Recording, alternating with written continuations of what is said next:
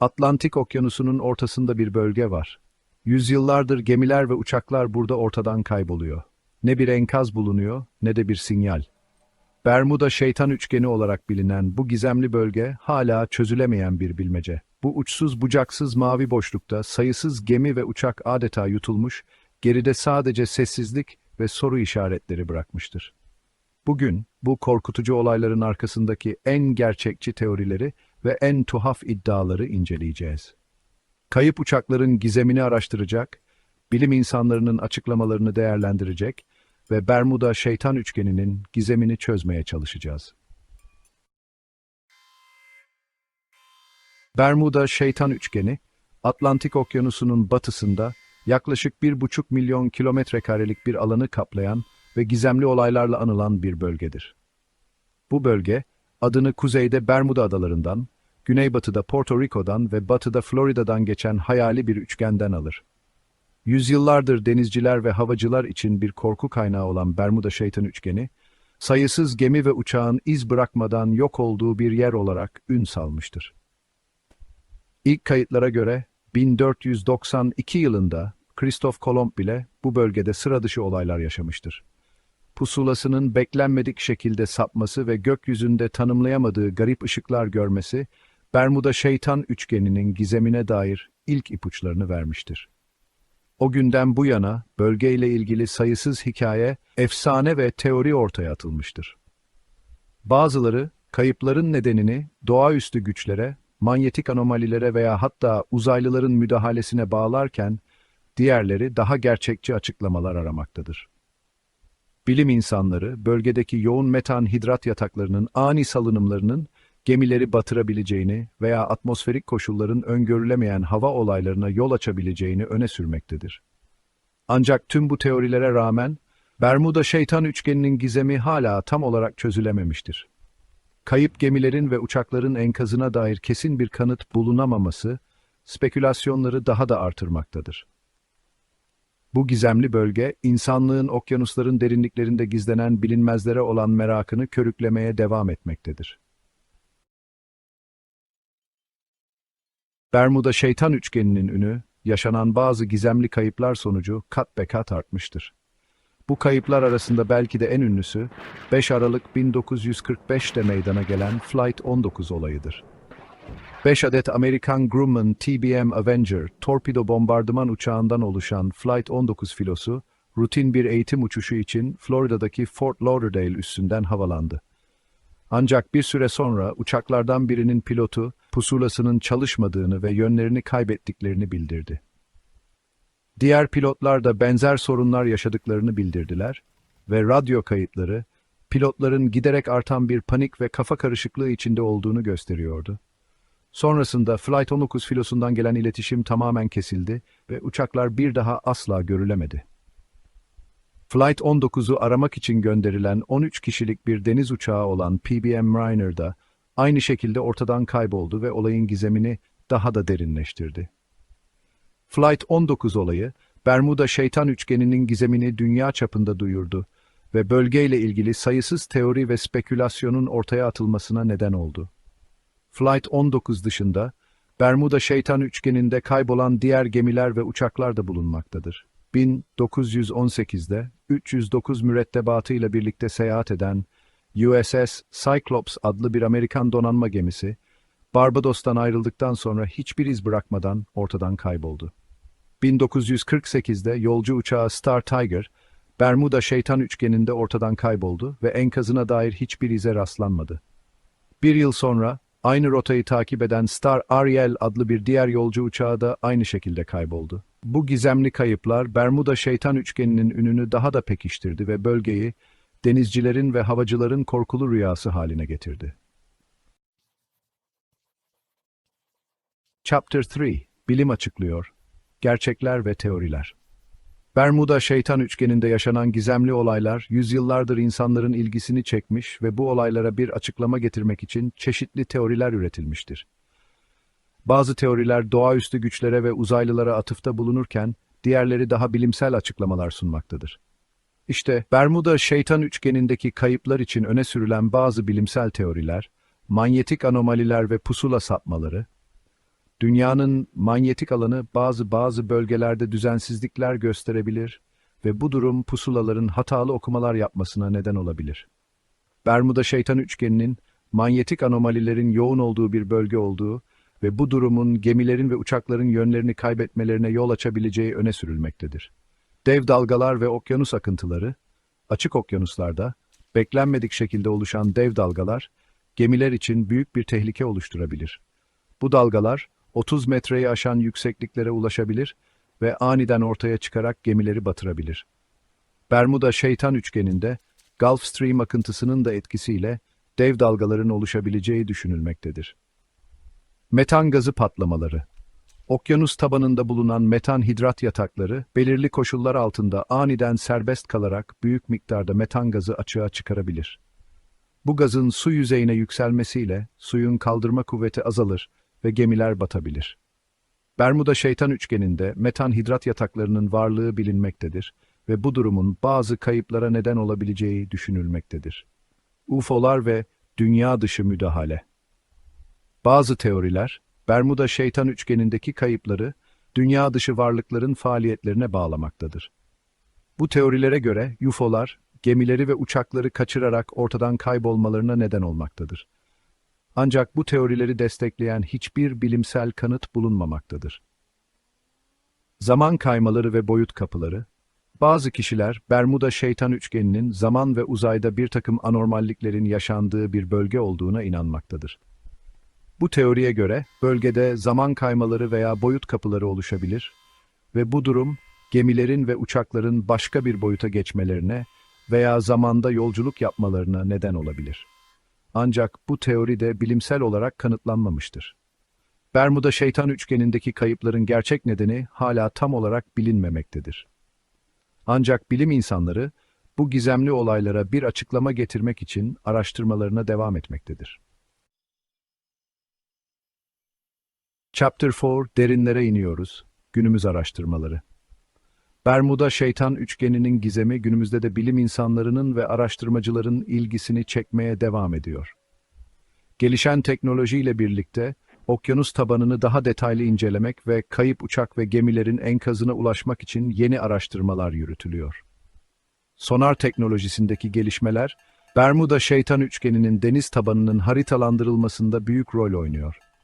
Yüksek çözünürlüklü sonar cihazları, okyanus tabanındaki en küçük detayları bile tespit edebiliyor ve bu sayede batık gemilerin veya uçak enkazlarının bulunması kolaylaşıyor. Ayrıca, otonom sualtı araçları yani IUV'ler, Bermuda Şeytan Üçgeni'nin derinliklerini keşfetmek için kullanılıyor. Bu robot araçlar, insan müdahalesi olmadan uzun süreler boyunca okyanus tabanında hareket edebiliyor ve topladıkları verileri gerçek zamanlı olarak araştırmacılara iletebiliyor.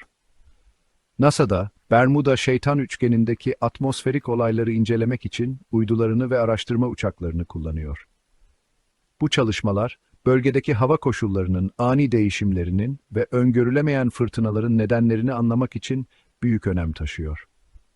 Son yıllarda yapılan araştırmalar, Bermuda Şeytan Üçgeni'nde diğer okyanus bölgelerine göre daha sık ve daha şiddetli hava olaylarının yaşandığını ortaya koydu.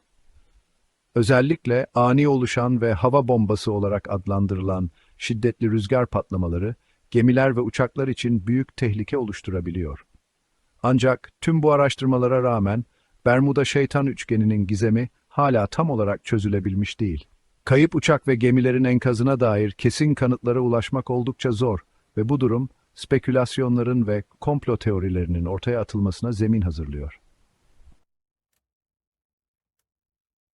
Chapter 5 Efsane mi gerçek mi? Karar sizin. Bermuda Şeytan Üçgeni, yüzyıllardır insanların hayal gücünü cezbeden ve korkutan bir gizem kaynağı olmuştur. Kayıp gemiler, uçaklar ve hatta insanlar hakkındaki hikayeler nesilden nesile aktarılmış ve efsanelerle beslenmiştir. Ancak bilim ve teknoloji ilerledikçe bu gizemli olaylara daha gerçekçi açıklamalar getirmek mümkün hale gelmiştir. Doğaüstü güçler, uzaylılar veya zaman portalları gibi teoriler, ilgi çekici ve heyecan verici görünse de, bu iddiaları destekleyen hiçbir bilimsel kanıt bulunmamaktadır. Aksine, yapılan araştırmalar, Bermuda Şeytan Üçgeni'ndeki kayıpların çoğunun insan hatası teknik arızalar veya öngörülemeyen hava koşulları gibi faktörlerden kaynaklandığını göstermektedir. Ancak bazı kayıplar hala tam olarak açıklanamamaktadır ve bu durum Bermuda Şeytan Üçgeni'nin gizemini canlı tutmaktadır. Belki de gelecekte gelişen teknoloji ve araştırmalar sayesinde bu kayıp uçak ve gemilerin sır perdesi aralanacak ve gizem çözülecektir. Peki sizce Bermuda Şeytan Üçgeni gerçek bir tehlike mi yoksa sadece abartılmış bir efsane mi? Kayıpların ardında yatan gerçek sebepler neler olabilir? Düşüncelerinizi yorumlarda bizimle paylaşın. Gizem devam ediyor. Bermuda Şeytan Üçgeni, okyanusların derinliklerinde sakladığı sırlarla insanlığın merakını cezbetmeye devam ediyor. Belki de bu gizem hiçbir zaman tam olarak çözülemeyecek ve efsanelerle beslenmeye devam edecek. Ancak bilimsel araştırmalar ve keşifler bu gizemli bölgeyi anlamamıza ve gerçekleri ortaya çıkarmamıza yardımcı oluyor. Unutmamalıyız ki doğa hala tam olarak çözemediğimiz birçok gizemi barındırıyor. Belki de bu gizemler bizi keşfetmeye ve anlamaya teşvik eden evrenin büyüklüğü ve karmaşıklığı karşısında duyduğumuz hayranlığın birer yansımasıdır. Ural Dağları, ıssız, donmuş bir vahşi doğa. Şubat 1959'du. Bir kurtarma ekibi göz gözü görmeyen kar fırtınaları arasında ilerliyordu. Görevleri korkunçtu, kayıp bir grup yürüyüşçüyü bulmak. Günler haftalara dönüştü. Umutlar tükenmeye başladı. Sonunda Ölüm Dağı anlamına gelen Holat Siyakl'ın yamaçlarında tüyler ürpertici bir keşif yapıldı. İçeriden yırtılmış bir çadır. Dağınık bedenler, bazıları yalınıyak, bazıları yarı çıplak. Garip yaralanmalar doğal güçlerle açıklanamayan türden. Dyatlov Geçidi vakasının gizemi başlamıştı. Ural Politeknik Enstitüsü'nden 9 deneyimli yürüyüşçüden oluşan grup, Igor Dyatlov liderliğindeydi. Genç ve hırslıydılar, maceraya olan tutkuları onları bir araya getiriyordu. Amaçları, Otorten Dağları boyunca zorlu bir kayak gezisiydi. Ekip titizlikle hazırlandı. Haritalar, pusulalar ve erzaklar dikkatlice paketlendi. Önlerinde gizlenen karanlıktan habersiz, moralli bir şekilde yola çıktılar. 1 Şubat'ta grup, Holat Siyakl'ın yamaçlarında kamp kurdu. Rotada çok uzaktaydılar, bu karar araştırmacıları sonsuza dek şaşırtacaktı. Yürüyüşçülerden en son 2 Şubat'ta haber alındı. Günlük kayıtları aniden sona erdi. O gece ne tür bir dehşet yaşandı? Onları çadırlarından dondurucu soğuğa, yetersiz giyinmiş ve ayakkabısız bir şekilde çıkmaya iten neydi? Haftalar sonra kurtarma ekibi kamp alanını keşfetti. Çadır içeriden yırtılmıştı, bu da aceleyle kaçıldığını gösteriyordu. Karda ayak izleri yürüyüşçülerin panik içinde kaçtıklarını gösteriyordu. Cesetler dağ yamacına dağılmış halde bulundu. Bazılarında korkunç yaralanmalar vardı, kırık kafatasları, ezilmiş kaburgalar ve iç hasar. Daha da garibi, bazı bedenlerin gözleri ve dilleri eksikti. Bu kadar korkunç ve açıklanamayan yaralanmalara ne sebep olmuş olabilirdi? 5. Bölüm, Dağın Gazabı, Çığ mı anomali mi? İlk teorilerden biri çığdı. Belki de yürüyüşçüler uykularında çığa yakalanmış ve çadırlarından kaçmak zorunda kalmışlardı. Ancak bu teori hızla çürütüldü. Çığa dair hiçbir kanıt bulunamadı. Yaralanmalar doğal bir afetle uyuşmuyordu. O ıssız dağ yamacında daha uğursuz, daha açıklanamaz bir şey olmuştu. 6. Bölüm, Soğuk Savaş'ın gölgeleri, gizli silahların fısıltıları. Soğuk Savaş olayın üzerine uzun bir gölge düşürdü. Bölgede gizli Sovyet silah denemeleri yapıldığına dair söylentiler yayıldı. Bazı bedenlerde radyasyon izleri vardı. Yürüyüşçüler, trajik bir kazanın kurbanı olarak yasaklı bir askeri bölgeye mi girmiş olabilirlerdi? Teori ilgi çekici olsa da somut kanıtlardan yoksundu. Sovyet hükümeti bölgede herhangi bir askeri faaliyet olduğunu reddetti. Radyasyon seviyeleri kesin değildi. 7. Bölüm Göksel Karşılaşmalar, Yukarıdan Gelen Ziyaretçiler. Olayın açıklanamayan doğası başka bir teoriyi körükledi: UFO'lar. Bazı görgü tanıkları yürüyüşçülerin kaybolduğu sıralarda gökyüzünde garip ışıklar bildirdi. Dünya dışı ziyaretçiler trajedide bir rol oynamış olabilir miydi? Teori büyüleyici olsa da spekülatif olarak kaldı. Yürüyüşçülerin ölümlerini herhangi bir dünya dışı aktiviteye bağlayan somut bir kanıt yoktu. 8. bölüm, geçmişin kilidini açmak, modern keşif gezileri ve yeni kanıtlar. Dyatlov geçidi gizemi, araştırmacıları büyülemeye ve hayal kırıklığına uğratmaya devam ediyor.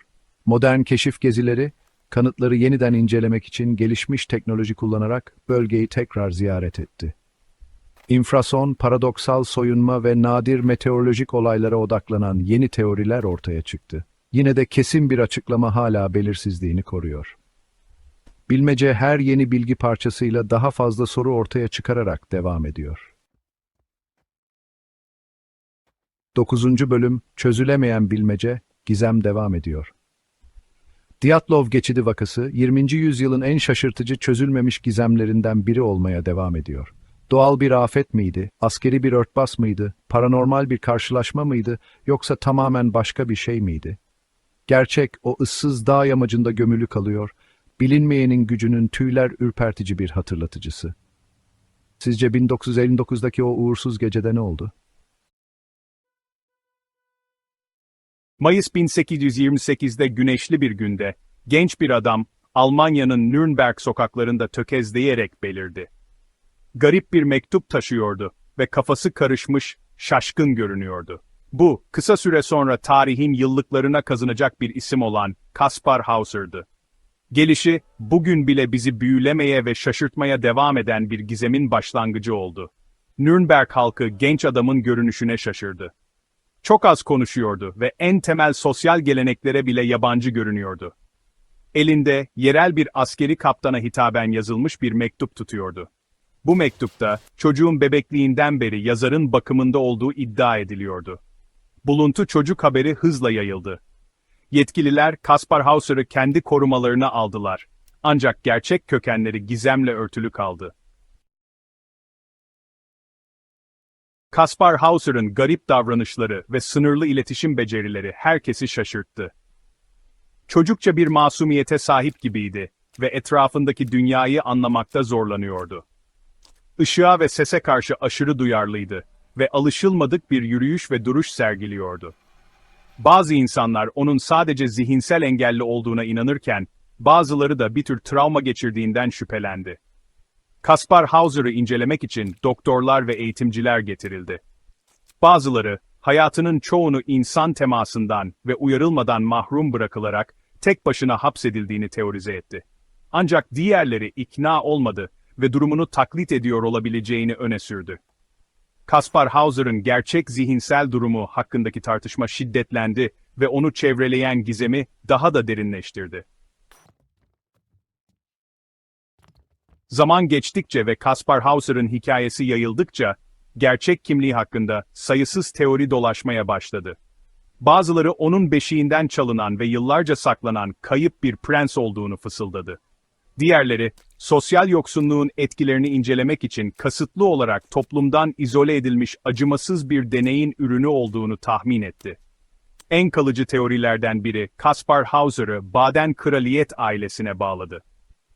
Bu teoriye göre, mirasını talep etmesini engellemek için bebekken kaçırılan haklı taht varisiydi. Bu teoriyi destekleyecek hiçbir kanıt yoktu. Ancak halkın hayal gücünü yakaladı ve Kaspar Hauser'ın kökenleri hakkındaki spekülasyonları körükledi. Geçmişini çevreleyen gizemine rağmen, Kaspar Hauser, Nürnberg'de yeni bir hayat kurmaya çalıştı. Onu eğitmeye ve sosyalleştirmeye çalışan çeşitli hayırseverlerin kanatları altına alındı. Okumayı ve yazmayı öğrendi ve çizim ve müziğe tutku geliştirdi. Ayrıca yetenekli bir binici oldu ve doğada vakit geçirmekten keyif aldı. İlerlemesi dikkat çekiciydi, ancak alışılmadık davranışlar ve hassasiyetler sergilemeye devam etti. Duyusal uyaranlar karşısında kolayca irkiliyor ve bunalıyordu. Bu zorluklara rağmen, Kaspar Hauser, bağlantı ve kabul için can atıyordu. Ancak geçmişinin gölgeleri onu her yerde takip ediyor gibiydi.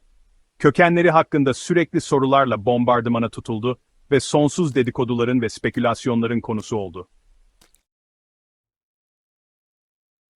Kaspar Hauser'ın soylu bir aileden, belki de haklarından mahrum bırakılmış bir prens olduğu teorisi, sönmeyi reddetti.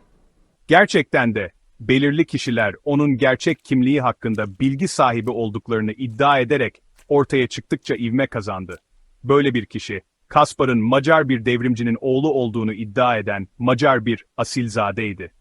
Bulmacanın bir başka ilgi çekici parçası, bir gün Kaspar'a yaklaşan gizemli bir kadın kılığında geldi. Geçmişinin sırrını bildiğini iddia ederek, onunla kısık seslerle konuştu. Gizli bir geçmişin bu baştan çıkarıcı ipuçları, halkın Kaspar Hauser'a olan ilgisini daha da körüklemeye hizmet etti. Trajik bir şekilde, Kaspar Hauser'ın hayatı, kökenlerinin gizemi çözülmeden önce kısa kesildi.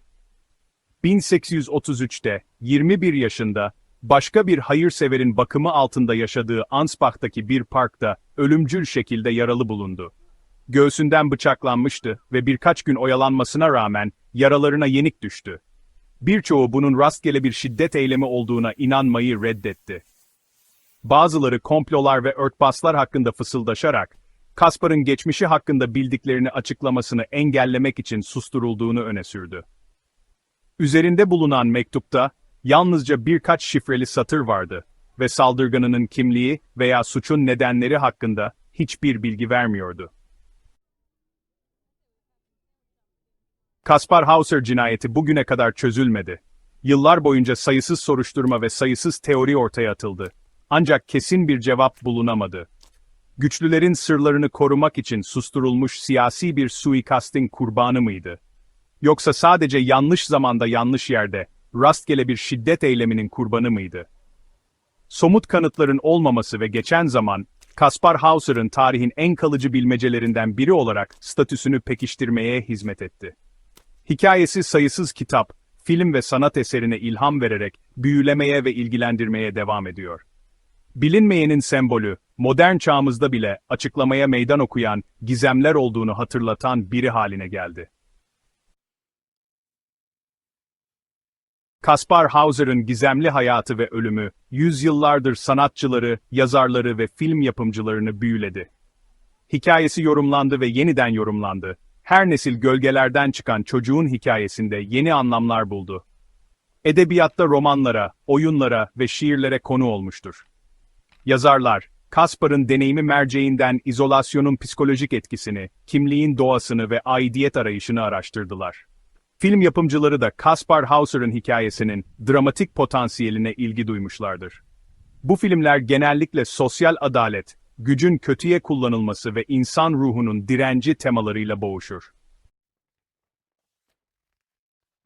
Kaspar Hauser'ın hikayesi, bazı gizemlerin asla çözülemeyeceğinin unutulmaz bir hatırlatıcısıdır. Yaklaşık 200 yıllık soruşturma ve spekülasyona rağmen, gerçek kökenleri ve ölümünü çevreleyen koşullar belirsizlikle örtülüdür. Sonsuza dek Nürnberg'in buluntu çocuğu, efsane ve gerçeklik arasında sonsuza dek zamanda donmuş bir figür olarak bilinecektir.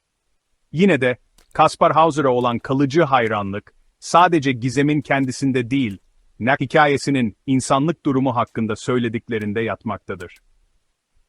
Aradığımız kesin cevaplar bizden sonsuza dek kaçabilirken, Kaspar Hauser'ın hikayesi, bizi bilinmeyenle yüzleşmeye, varsayımlarımızı sorgulamaya ve insan deneyiminin karmaşıklıklarıyla boğuşmaya davet etmeye devam ediyor. Ve bu anlamda, Kaspar Hauser bilmecesi, yalnızca tarihsel bir merak olarak değil, aynı zamanda, kolektif hayal gücümüzün derinliklerine hitap eden zamansız bir hikaye olarak yaşamaya devam ediyor. 1800'lerin başlarında, Kentucky'deki Appalachian Dağları'nın yükseklerinde çok tuhaf bir görüntü yerli halkı şaşkına çevirdi. Mavi tenli insanlarla karşılaştıklarında ne kadar şaşırdıklarını bir düşünün. Bu bir ışık oyunu veya hayali bir hikaye değildi. Bunlar, soylarında bir sır taşıyan Fugate ailesiydi. Derilerini maviye çeviren nadir bir genetik durum. Nesiller boyunca, Fugateler izole bir şekilde yaşadılar ve alışılmadık görünümleri yerel efsanenin bir parçası haline geldi. Onlar, genetiğin alabileceği garip dönüşlerin ve izolasyonun, küçük topluluklar üzerindeki etkisinin bir kanıtı olan mavi insanlarıydı. Hikayeleri, bize genlerin gücünü ve insan ruhunun farklılıklar karşısındaki direncini hatırlatan, büyüleyici bir bilim ve insan deneyimi karışımıdır. Hikaye, Martin Fugate adında Fransız bir yetimle başlıyor. 1800'lerin başlarında Kentucky, Troublesome Creek'e yerleşti. Martin'in kendisi muhtemelen nadir bir genetik durumun taşıyıcısıydı. Aynı gizli özelliği taşıyan Elizabeth Smith adında bir kadınla evlendi. Bilmeden, maviye dokunan bir soy için sahneyi hazırladılar. Fugate'ler, dağ hayatının zorluklarına alışkın, dayanıklı insanlardı. Toprağa ekip biçiyorlar. Büyük aileleri vardı ve sade bir şekilde yaşıyorlardı. Engebeli arazi nedeniyle izole olduklarından, genellikle kendi toplulukları içinde evlendiler. O zamanlar yaygın olan bu uygulama, nadir genin kan soylarındaki varlığını artırdı. Hikayeleri, hayatın zor olduğu, ancak Fugateler gibi sıra dışı olanlar da dahil olmak üzere aileler arasındaki bağların derin olduğu bir zamana bir bakış sunuyor. Fugatelerin mavi teni bir folklor veya abartı meselesi değildi. Metemoglobinemi adı verilen gerçek bir tıbbi durumdu. İsminden korkmayın, göründüğünden daha basit. Kırmızı kan hücrelerimiz hemoglobin adı verilen bir protein içerir. Hemoglobin, kanımıza karakteristik kırmızı rengini vererek vücudumuzda oksijen taşır. Metemoglobinemi de, metemoglobin adı verilen belirli bir hemoglobin türü kanda daha yaygın hale gelir. Metemoglobin, normal hemoglobinin biraz değiştirilmiş bir şeklidir. Oksijeni verimli bir şekilde taşımaz. Parlak kırmızı yerine, yüksek seviyede metemoglobin içeren kan, kahverengi veya mavi görünür. Bu renk değişikliği en çok ciltte görülür ve bu duruma sahip olanlara mavimsi bir renk verir. Metemoglobinemi, belirli kimyasallara maruz kalma yoluyla edinilebilir. Ancak, Fugatelerin durumunda genetikti. Bu duruma neden olan resesif bir gene sahiplerdi. Genler çiftler halinde gelir, biri her ebeveynden. Resesif genler, yalnızca bir kişi her iki ebeveynden de genin iki kopyasını miras alırsa etkilerini gösterir. Martin ve Elizabeth Fugate bu resesif genin taşıyıcılarıydı. Çocuklarının her birinin genin iki kopyasını miras alma ve mavi tenli olma şansı %25'ti. Mavi tenli torunları izole topluluk içinde evlendikçe resesif geni aktarma şansı arttı. Nesiller sonra Fugateler alışılmadık tenleriyle tanındılar. 5. Bölüm, İzolasyonun rolü. Küçülen bir gen havuzu. Troublesome Creek'i kucaklayan dağlar, Fugatelerin hikayesinde önemli bir rol oynadı. Engebeli arazi ve sınırlı yollar, topluluklarını izole etti. Bu coğrafi izolasyon, genetikte kurucu etkisi olarak bilinen bir fenomene yol açtı. Erken Fugateler ve komşuları gibi küçük bir grup insan, izole bir şekilde yaşadığında, küçük bir gen havuzu oluştururlar. Bu kurucu popülasyonda nadir bir gen mevcutsa, nesiller boyunca aktarılma olasılığı daha yüksektir. Bunun nedeni, daha az birey olması ve bu nedenle nadir genin diğer genler tarafından seyreltilmesi için daha az fırsat olmasıdır. Troublesome Creek'in izolasyonu, Fugate ailesi içindeki metemoglobinemi geninin varlığını artırdı. 6. Bölüm, Mavi bir yaşam, dünyanın bakışlarıyla yüzleşmek. Farklı olanın genellikle korku veya yanlış anlama ile karşılandığı bir dünyada mavi büyüdüğünüzü hayal edin. Fugateler, bakışlar ve fısıltılarla karşı karşıya kaldılar. Bazı insanlar mavi tenlerini çeşitli batıl inançlara veya mitlere bağladılar. Ancak, kendi topluluklarında büyük ölçüde kabul gördüler. Alışılmadık olsa da mavi tenleri onları tanımlamıyordu. Hayatlarını yaşadılar, ailelerini sevdiler ve dünyayla sessiz bir onurla yüzleştiler. Hikayeleri, kabullenmenin ve anlamanın, önyargı ve korkuya karşı güçlü panzehirler olduğunu hatırlatıyor. 7. Bölüm, Modern Tıp, Maviye Çare. 20. yüzyılın ortalarında, Dr. Madison Cawin adında bir hematolog, Kentucky'nin mavi insanları ile ilgilenmeye başladı. Araştırması, Fugatelerin mavi teninin metemoglobinemiden kaynaklandığını doğruladı ve sorumlu olan spesifik genetik mutasyonu tanımladı. Ayrıca basit bir tedavi buldu, metilen mavisi. Bu zararsız boya, enjekte edildiğinde bir elektron vericisi görevi görür ve metemoglobini normal oksijen taşıyan formuna geri dönüştürür. Mavi ten dakikalar içinde kaybolur. Etkisi geçici olsa da tedavi basit ve etkilidir. Fugatelerin durumuna yönelik bir tedavinin keşfi, hikayelerinde bir dönüm noktası oldu. 8. Bölüm, Mavinin Ötesinde, Fugatelerden Dersler. Fugatelerin hikayesi sadece bir tıbbi gizemden daha fazlasıdır. Genetik, izolasyonun küçük popülasyonlar üzerindeki etkisi ve farklılıklar karşısında anlayış ve kabullenmenin önemi hakkında değerli bilgiler sunar. Hikayeleri, genetiğin bizi sayısız şekilde şekillendiren karmaşık ve güçlü bir güç olduğunu hatırlatıyor. Sadece etkilenen bireyler için değil, sağladıkları insan biyolojisinin daha geniş anlaşılması için nadir hastalıkları incelemenin önemini vurgular. En önemlisi, farklılıklarımızın bizi benzersiz kılan şey olduğunu ve genetik yapıları veya fiziksel görünümleri ne olursa olsun, her bireyin saygınlık ve saygıyla muamele görmeyi hak ettiğini pekiştirir. 9. Bölüm, Mavi Bir Miras, Fugateleri Hatırlamak. Mavi tenli Fugatelerin bilinen son torunu 1960'larda vefat etti. Ancak hikayeleri yaşamaya devam ediyor. Dünyanın en ücra köşelerinde bile bilimsel harikaların ve insan hikayelerinin iç içe geçtiğini hatırlatıyor. Mirasları, merakın gücünü, genetik mirasımızı anlamanın önemini ve insan ruhunun kalıcı gücünü hatırlatıyor. Kentucky'nin mavi insanları gitmiş olabilir, ancak hikayeleri büyülemeye ve ilham vermeye devam ediyor. Bize hayatın güzelliğini ve karmaşıklığını hatırlatıyor. Hiç kimsenin fark etmediği gibi görünen, alçak gürleyen bir ses duydunuz mu? Her şeye nüfuz ediyor gibi görünen, sürekli, derin bir ses? Eğer öyleyse, uğultuyu deneyimlemiş olabilirsiniz. Bu gizemli ses olayı, bilim insanlarını ve araştırmacıları 10 yıllardır şaşırtıyor. Bazı insanlar bunu uzaktan gelen gürleyen bir kamyon motoruna benzetiyor. Diğerleri, rölantide çalışan bir dizel motoruna benzetiyor. Tanım ne olursa olsun, uğultu, duyanları büyülemeye ve sinirlendirmeye devam eden çözülmemiş bir bilmece olarak kalıyor. Uğultu, sinir bozucu bir sesten daha fazlası. Onu duyabilenler için, hayat değiştiren bir deneyim olabilir. Uğultunun sürekli varlığı, uyku bozukluklarına, baş ağrılarına ve hatta psikolojik sıkıntıya neden olabilir. Uğultu genellikle Taos, New Mexico kasabasıyla ilişkilendirilirken, benzer olayların raporları tüm dünyada ortaya çıktı. Bu farklı olaylar arasında bir bağlantı olabilir mi? Uğultu için tek, birleştirici bir açıklama var mı? Yoksa her biri kendi benzersiz kökenine sahip birden fazla olayla mı karşı karşıyayız? New Mexico'nun küçük Taos kasabası, sanat camiası ve göz alıcı doğal güzelliğiyle biliniyor. Ancak Taos çok daha garip bir şeyle de ünlüdür.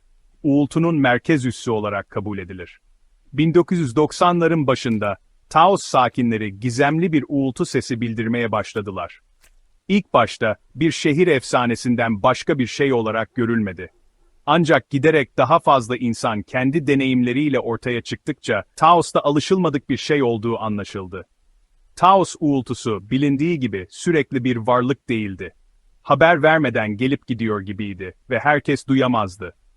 Bazı insanlar bunu düşük frekanslı bir uğultu olarak tanımlarken, diğerleri bunu titreşen veya zonklayan bir his olarak algıladı. Taos, uğultu için en ünlü yer olabilir. Ancak insanların bu garip olayı bildirdiği tek yerden çok uzak. Aslında, benzer raporlar dünyanın dört bir yanından geldi. Birleşik Krallık'ta, uğultu Bristol, Leeds ve İskoçya gibi bölgelerde bildirildi. Bazı araştırmacılar, ilk olarak 1970'lerde belgelenen Bristol uğultusunun, bölgedeki endüstriyel faaliyetlerden kaynaklanmış olabileceğine inanıyor. Ancak, bu kesin olarak kanıtlanamadı. Atlantik'in karşısında, Kanadalılar Vancouver, Winnipeg ve Ontario gibi yerlerde uğultu duyduklarını bildirdiler. Ve Güney Yarımküre'de, uğultu Avustralya ve Yeni Zelanda'da duyuldu. 4. Bölüm, Kulağın içinde mi, yoksa dünyanın içinde mi? Uğultunun yerini belirlemenin zorluğu. Uğultuyu incelemenin en büyük zorluklarından biri, anlaşılması güç doğasıdır. Belirli bir kaynağa kadar izlenebilen çoğu sesin aksine, uğultu kolay bir açıklamaya meydan okuyor gibi görünüyor. Bazı araştırmacılar, uğultunun kulağın içindeki fizyolojik değişikliklerden kaynaklanan içsel bir fenomen olduğuna inanıyor. Bu teori, herkesin uğultuyu duyamaması ve duyabilenlerin genellikle farklı şekilde tanımlaması gerçeğiyle destekleniyor. Diğerleri, uğultunun çoğu insanın duyması için çok düşük bir frekansta var olan harici bir ses dalgası olduğunu savunuyor. Bu teori, uğultunun bazı durumlarda hassas ses ekipmanı tarafından algılanması gerçeğiyle destekleniyor. Yine de, diğer araştırmacılar, uğultunun hem iç hem de dış faktörlerin bir kombinasyonundan kaynaklanabileceğini öne sürüyor. 5. Bölüm, Sismik aktivite olabilir mi? Bilimsel bir inceleme.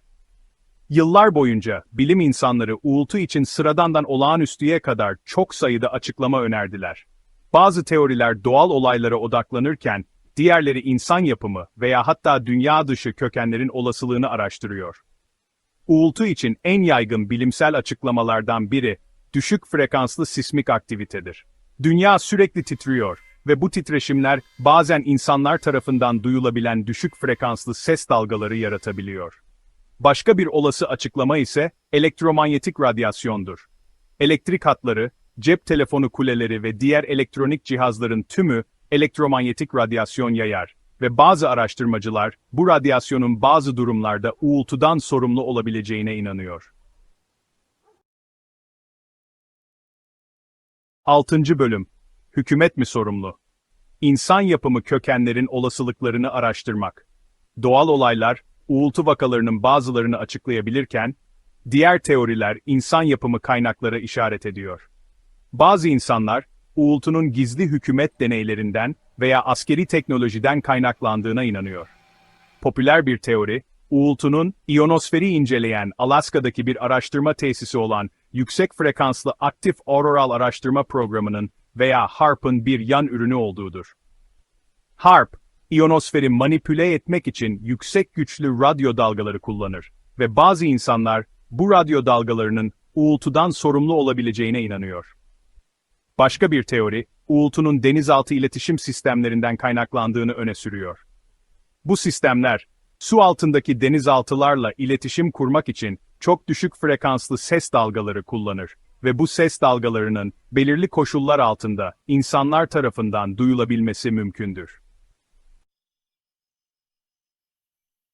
7. Bölüm, Görünmeyen Dünya. Uğultu paranormal olabilir mi? Bazıları için, uğultu için bilimsel açıklamalar ikna edici değil.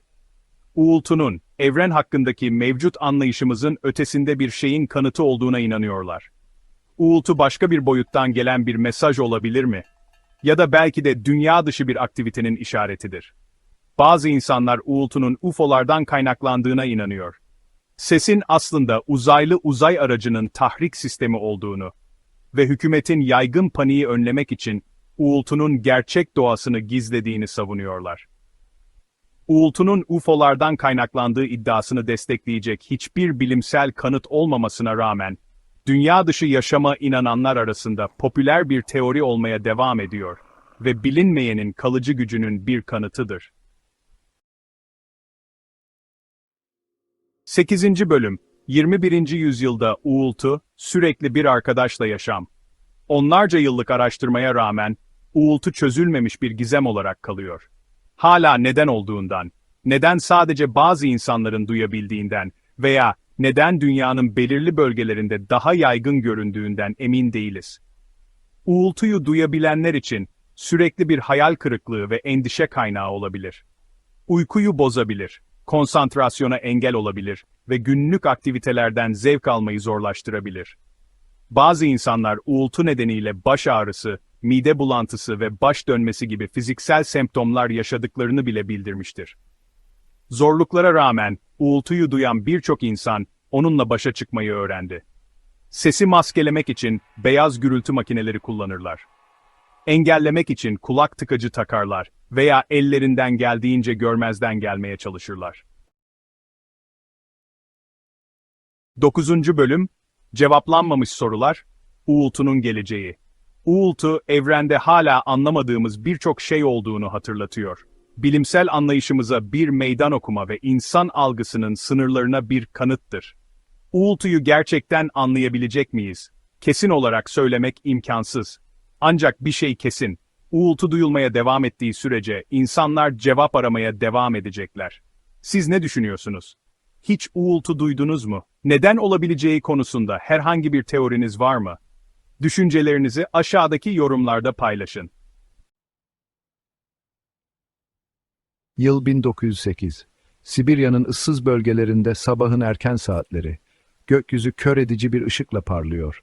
Daha önce hiç hissedilmemiş bir şok dalgası havayı yırtıyor. Ağaçlar kibrit çöpü gibi yere seriliyor. Yer sallanıyor. Burası Tunguska. Bu sıradan bir sabah değil. Bu, bilim insanlarını bir asırdan fazla şaşırtacak bir olay. Hayal gücümüzü ateşlemeye devam eden bir gizem. Tarihin tuvaline kazınmış kozmik bir soru işareti. Tunguska'da ne oldu? Tunguska olayı, evrenin muazzam gücünün ve barındırdığı gizemlerin sert bir hatırlatıcısı. Sonsuza dek değişmiş bir yerin, zamanda donmuş bir anın ve kozmosu ve içindeki yerimizi anlama arayışımızın hikayesi. Yüzlerce kilometre ötede insanlar uykularından sıçrayarak uyanıyorlar. Bir şeyler ters gidiyor. Yer anormal bir güçle sallanıyor. Camlar kırılıyor. Gökyüzü ürkütücü bir turuncuya, sonra kırmızıya dönüyor. Hem korkutucu hem de hayranlık uyandıran bir manzara. Merkeze en yakın yerleşim yeri olan küçük Vanavara köyünde etkiler dramatik. Köylüler, gökyüzünde duman ve ateş izleri bırakan bir ateş topunun geçtiğini bildiriyorlar. Sıcaklık çok yüksek, ses sağır edici. Bazıları dünyanın sonunun geldiğine inanıyor. Nesiller boyunca aktarılan hikayeleri, o uğursuz günün canlı bir resmini çiziyor. Sıradan olanın olağanüstü tarafından paramparça edildiği bir gün. Bu görgü tanığı ifadeleri, parçalı da olsa, Tunguska bulmacasının ayrılmaz bir parçasını oluşturuyor. Bu felaket olayının merkezi, tayga olarak bilinen ıssız bir Sibirya bölgesi. Bu uçsuz bucaksız ormanlık alan büyük ölçüde ıssız. Tunguska olayı bu manzarada izini bırakıyor. 80 milyondan fazla ağaç, merkezi bir noktadan dışarıya doğru yayılarak düzleştirilmiş. Yıkım şekli şaşırtıcı. Ağaçlar, bir tekerleğin çubukları gibi radyal bir düzende devrilmiş. Patlama bölgesi 800 mil karelik bir alanı kaplıyor. O gün açığa çıkan ham gücün sessiz bir kanıtı olan tam bir yıkım sahnesi. Ancak yıkımın ortasında ilginç bir eksiklik var. Krater yok. Belirgin bir çarpma alanı yok. Bir kraterin olmaması gizemi derinleştiriyor. Böylesine yaygın bir yıkıma nasıl iz bırakmadan neden olabilir? Olayın haberi sonunda dış dünyaya ulaşıyor. Bilim camiası meraklanmış. Böylesine büyük bir patlamaya ne sebep olmuş olabilir? İletişim eksikliği ve bölgenin uzaklığı araştırmayı zorlaştırıyor. Yıllar sonra ilk bilimsel keşif gezisi Tunguska'ya ulaşıyor. Rus mineralog Leonid Kulik liderliğindeki ekip zorlu bir yolculukla karşı karşıya. Sibirya'nın sert vahşi doğası için yeterince donanımlı değiller. Amaçları basit ama iddialı, patlamaya neyin sebep olduğuna dair kanıt bulmak.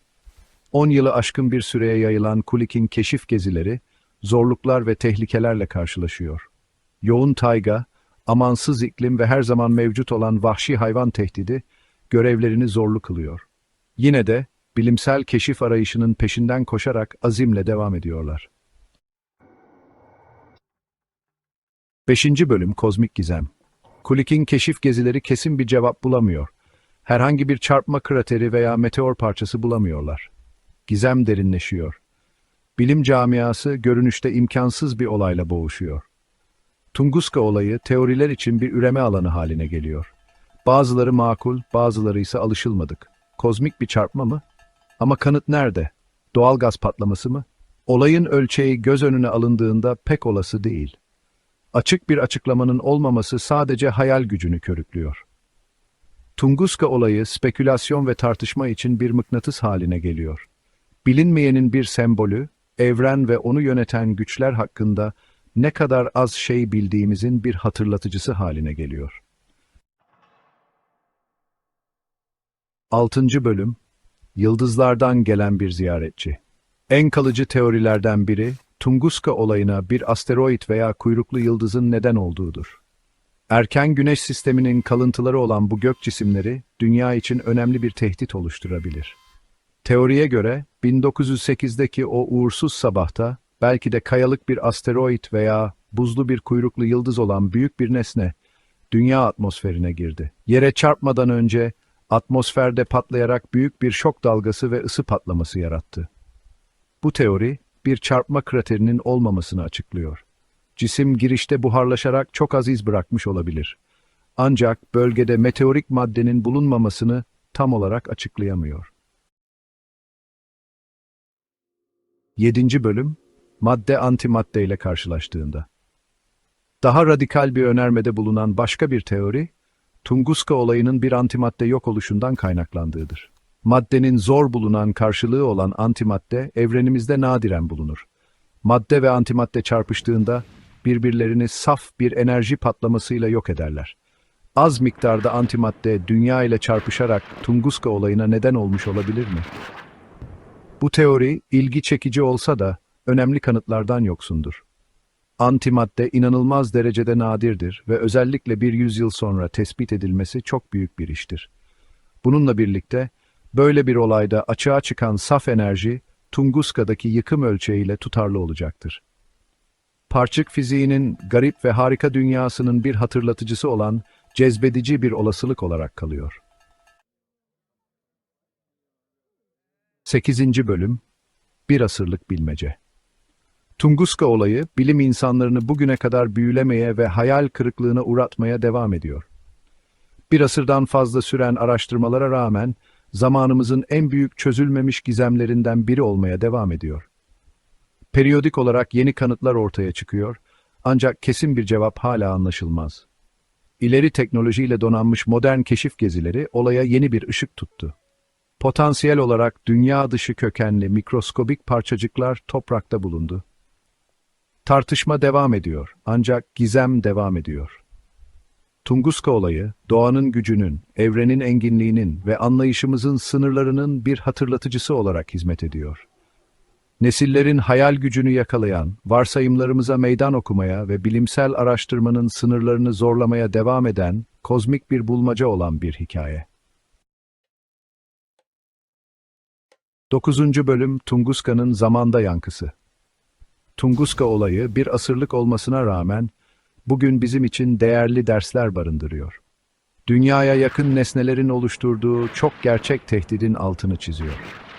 Bu büyüklükteki olaylar nadir olsa da, kozmik kırılganlığımızın sert bir hatırlatıcısıdır.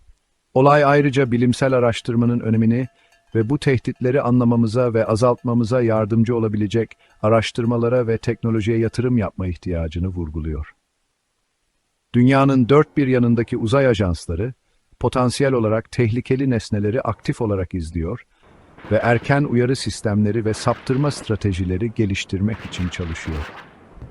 Tunguska olayı, tüm dünyada duyulan bir patlama ile başlayan bir hikaye. Kozmosun gizemlerini daha derinlemesine araştırdıkça, parça parça açılmaya devam eden bir hikaye. Bize yukarı bakmamızı, merak etmemizi ve evreni ve içindeki yerimizi keşfetmeyi asla bırakmamamızı hatırlatan bir hikaye. Bir kitap düşünün. Sıradan bir kitap değil, gizemle örtülü bir cilt. Sayfaları, insanlığın bilmediği bir dilde yazılmış, unutulmuş bilgileri fısıldıyor. Bu, Voynich el yazması, yüzyılı aşkın bir süredir kriptografları, dil bilimcileri ve tarihçileri şaşırtan büyüleyici bir bilmece. Şifreli sembolleri ve tuhaf çizimleri, anlayışımızın ötesinde gizli bir dünyaya işaret ediyor gibi. Bizi adeta kışkırtıyor. Voynich el yazması, açılmayı bekleyen çekici bir gizem kutusu, bir sır. Bilimsel bir inceleme mi, bir sanat eseri mi, yoksa tamamen başka bir şey mi? Tarihini, gizemlerini ve sırlarını çözmek için yapılan amansız arayışını keşfederken, Voynich el yazmasının ilgi çekici dünyasına bizimle birlikte dalın. Hikayemiz, 1912 yılında tenha bir İtalyan villasında başlıyor. Olağan dışılığa meraklı, nadir kitap satıcısı Wilfrid Voynich, bir grup eski el yazmasına rastlar. Aralarında diğerlerinden farklı, ilginç bir cilt bulunur.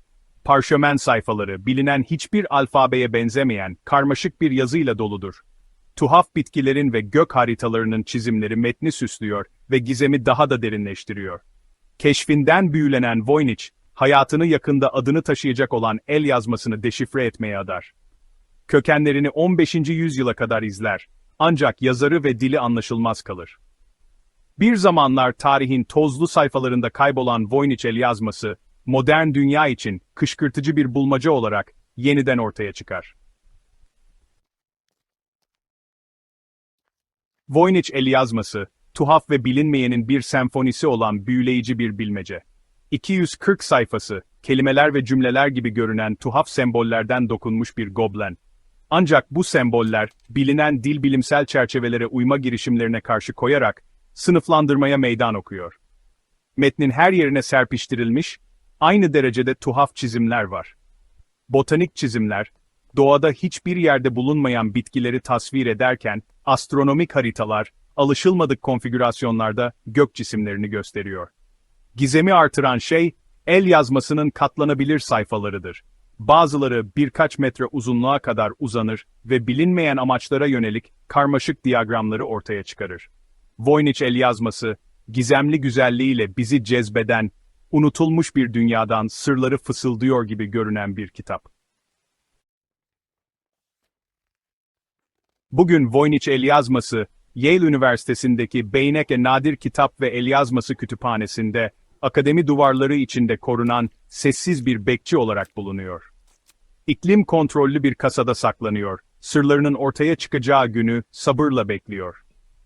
Dünyanın dört bir yanından gelen bilim insanları ve araştırmacılar, gizemli el yazmasına bir göz atmak için bu kutsal salona akın ediyor. Şifreli yazısının içinde saklı gizemleri açığa çıkarmayı umarak, büyüteçler ve dil bilimsel araçlarla donanmış olarak sayfalarını inceliyorlar. Yine de, Voynich el yazması kararlılığını koruyor, sırları dikkatlice korunuyor. İnsan bilgisinin sınırlarına bir kanıt, evrende hala kavrayışımızdan kaçan gizemler olduğunun alçak gönüllü bir hatırlatıcısı olarak duruyor. 5. Bölüm, Şifreyi Kırmak, Denemelerin Mirası.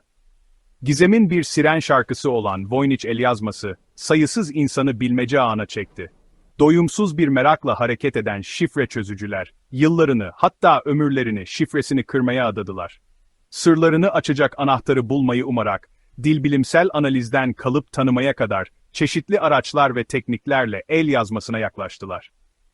Bazıları, barındırdığı dili ele verebilecek tekrarlayan dizileri veya grammar yapıları arayarak semboller içinde kalıplar aradı. Diğerleri, kökeni ve yaşı hakkında ipuçları toplamayı umarak mürekkebi ve parşömeni titizlikle analiz etti. Ancak tüm çabalarına rağmen Voynich el yazması geçirimsiz kaldı, sırları sıkıca kilitlendi. 6. Bölüm, Enigma Makinesi ve Voynich Gizemi. Şifre kırma tarihinde, İkinci Dünya Savaşı sırasında Enigma kodunu kıran parlak matematikçi Alan Turing kadar büyük az isim vardır. Voynich el yazmasının zorluğundan etkilenen Turing'in, müthiş zekasının bir kısmını, sırlarını çözmeye adadığı söyleniyor. Turing'in çabalarından kesin bir ilerleme çıkmamış olsa da, katılımı el yazmasının cazibesi hakkında çok şey anlatıyor. En parlak beyinleri bile büyüleme gücüne sahip bu gizemli kitabın bir kanıtıdır. Yapay zeka çağında bile Voynich el yazması büyülemeye devam ediyor. Araştırmacılar, insanların başarısız olduğu yerde yapay zekanın başarılı olabileceği umuduyla, onları engin dilbilimsel veri tabanlarında eğiterek sofistike algoritmalar geliştirdiler. 7. Bölüm, Teorilerin Labirenti. Voynich el yazması hakkındaki teoriler, sayfalarını süsleyen çizimler kadar çeşitli ve renklidir. Bazı bilim insanları, bunun gerçek bir bilimsel çalışma, unutulmuş bilginin kayıp bir ansiklopedisi olduğuna inanıyor. Ayrıntılı botanik çizimlere ve astronomik haritalara, doğal dünyayı belgelemek için sistematik bir girişimin kanıtı olarak işaret ediyorlar. Diğerleri, bunun ortaçağ bir büyü kitabı, sihir ve büyü kitabı olabileceğini düşünüyor. Sayfalarında tasvir edilen garip semboller ve fantastik yaratıklar, simya ve okült dünyasına bir bağlantı olduğunu düşündürerek bu teoriyi destekliyor. Yine de, diğerleri daha tuhaf olasılıklar öne sürüyor ve Voynich el yazmasının dünya dışı varlıklardan bir mesaj veya kayıp bir medeniyetten bir kalıntı olabileceğini öne sürüyor. Bu teoriler abartılı görünse de, bilinmeyenin kalıcı gücünü vurguluyorlar. 8. Bölüm Karbon Tarihleme Vahiy. Voynich el yazmasını anlama arayışında, bilim kışkırtıcı ipuçları sağladı. Organik maddelerin yaşını belirlemek için kullanılan bir teknik olan karbon tarihlemesi, el yazmasının parşömeninin 15. yüzyılın başlarına kadar uzandığını ortaya koyarak, antik çağını doğruladı. Bu keşif, önemli olmakla birlikte gizemi daha da derinleştiriyor. El yazmasını sanatta, bilimde ve felsefede yeni fikirlerin ortaya çıktığı büyük bir entelektüel mayalanma dönemine yerleştirir. Voynich el yazması, bu Rönesans düşüncesi döneminin bir ürünü, insan zihninin sınırsız merakının bir kanıtı olabilir mi? 9. Bölüm Sonsuz bir bilmece. Voynich el yazması, rüzgarda fısıldanan bir bilmece gibi bizi cezbetmeye ve bizden kaçmaya devam ediyor. Gizemin kalıcı gücüne bir kanıt, hala keşfedilecek bilgi sınırları olduğunun bir hatırlatıcısıdır. Şifreli sembollerini deşifre edip sayfalarında saklı sırları açığa çıkarabilecek miyiz? Yoksa sonsuza dek bir bilmece, unutulmuş bir dilin ve kayıp bir dünyanın sessiz bir bekçisi olarak mı kalacak? Cevap, el yazmasının kendisi gibi gizemle örtülü kalır. Ancak bir şey kesin, Voynich el yazmasının cazibesi, hayal gücümüzü cezbetmeye, merakımızı körüklemeye ve evrenin henüz anlaşılmamış harikalarla dolu olduğunu hatırlatmaya devam edecek. Evrenimiz gizemlerle dolu. Kimisi yıldızlar arasında gizlenmiş gökyüzünde, kimisi ise kurumlarımızın kalbinde, yanı başımızda. İşte böyle bir bilmece, Amerika Birleşik Devletleri Merkezi İstihbarat Teşkilatı'nın Langley, Virginia'daki merkezinde duruyor. Bu sıradan bir heykel değil. Bu bir şifre, Kryptos adında bir bilmece. Yunanca gizli anlamına gelen Kryptos bir sanat eserinden çok daha fazlası. Bu bir meydan okuma, çözülmeyi bekleyen bir kod. 1990 yılında dikilen heykel, 10 yıllardır amatör ve profesyonel şifre çözücülerin ilgisini çekiyor. Cazibesi, bakır plakalarına işlenmiş şifreli mesajların karmaşık desenlerinde yatıyor. Heykel, bulmacaları çözme konusundaki doğuştan gelen arzumuzun bir kanıtı. Keşfetme insan ruhuna, bilinmeyeni çözme dürtüsüne sesleniyor.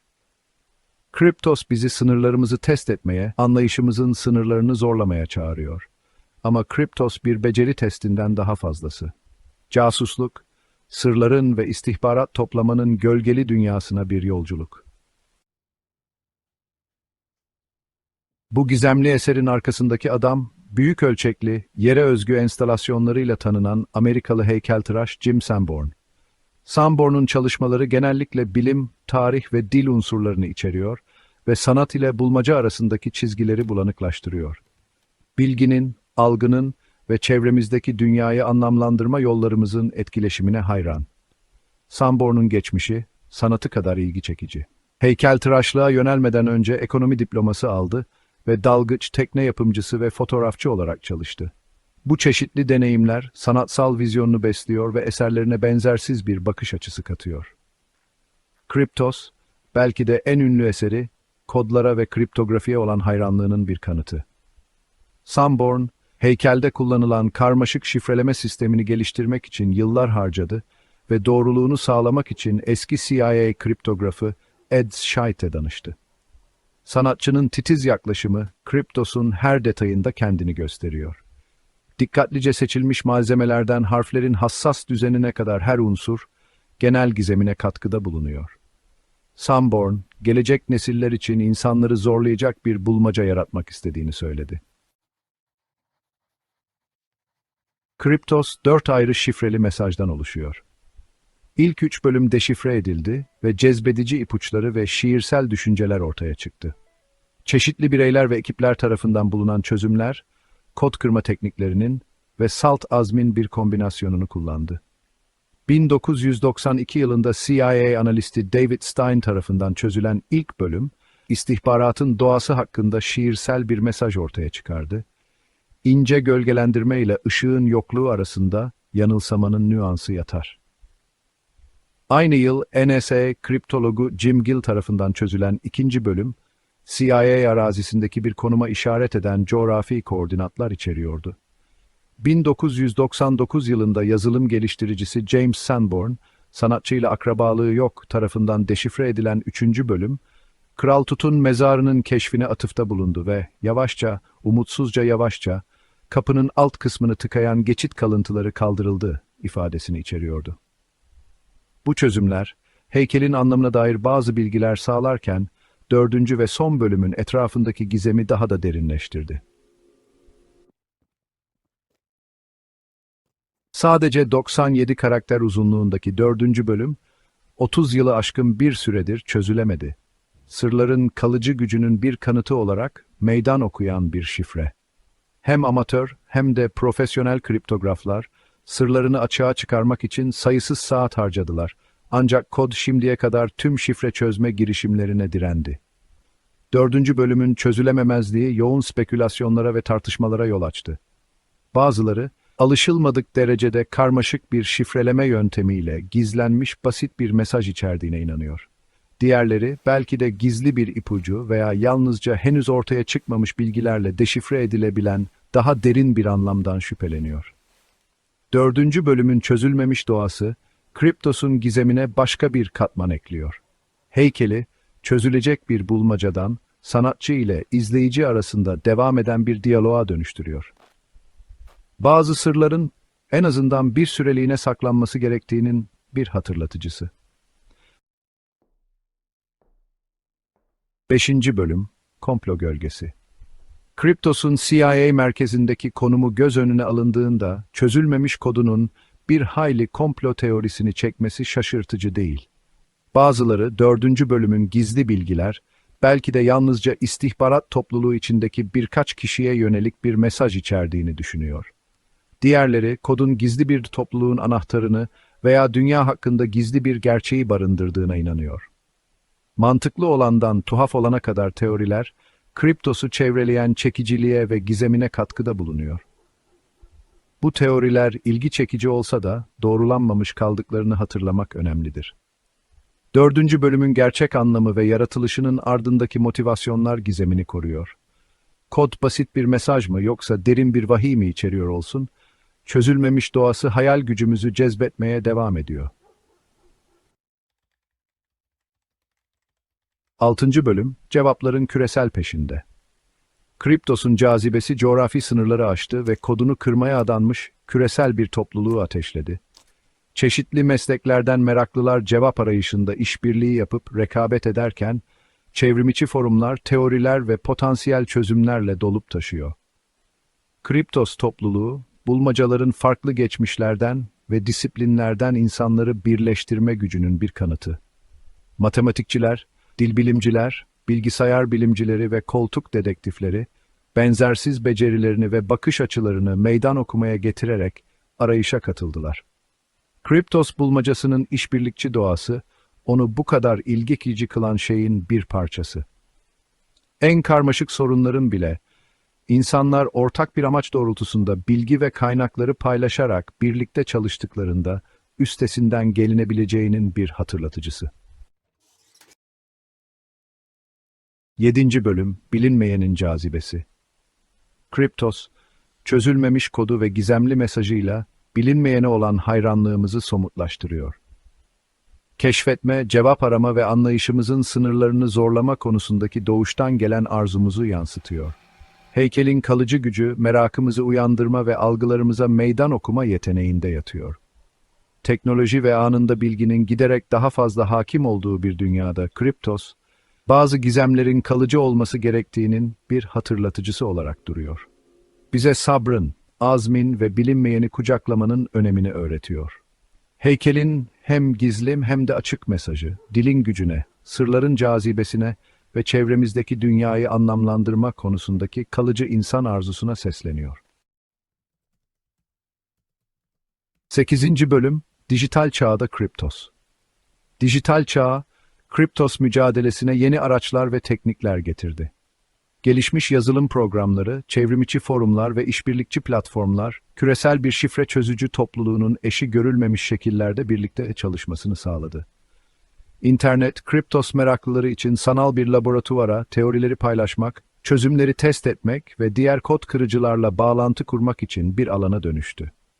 Bu gelişmelere rağmen, Kriptos'un 4. bölümü hala çözülmedi. Teknolojinin sınırlarının bazı bulmacaların çözmek için kaba kuvvet hesaplamasından daha fazlasını gerektirdiğinin bir hatırlatıcısı olarak duruyor. Kriptos'un kalıcı gizemi, insan sezgisinin, yaratıcılığının ve işbirliğinin karmaşık kodların deşifre edilmesi arayışında hala önemli unsurlar olduğunu gösteriyor. 9. bölüm, şifreyi çözme sırası sizde. Kriptos bir heykelden daha fazlası, kodlar ve şifreler dünyasını keşfetmek için açık bir davet. Zihinlerimizi meşgul etmeye, bilinmeyeni kucaklamaya ve keşfetmenin heyecanını yaşamaya çağıran bir meydan okuma. İlk 3 bölüm çözülmüş olsa da, 4. bölüm sırlarının açığa çıkarılmasını bekleyen cezbedici bir gizem olarak kalıyor. Belki de kodu kırmanın anahtarı sizdedir. Kriptos'un gizemini sonunda çözecek kişi siz misiniz? Cevap, tıpkı heykelin kendisi gibi, meraklı bir zihnin sırlarını çözmesini bekleyerek apaçık ortada gizli.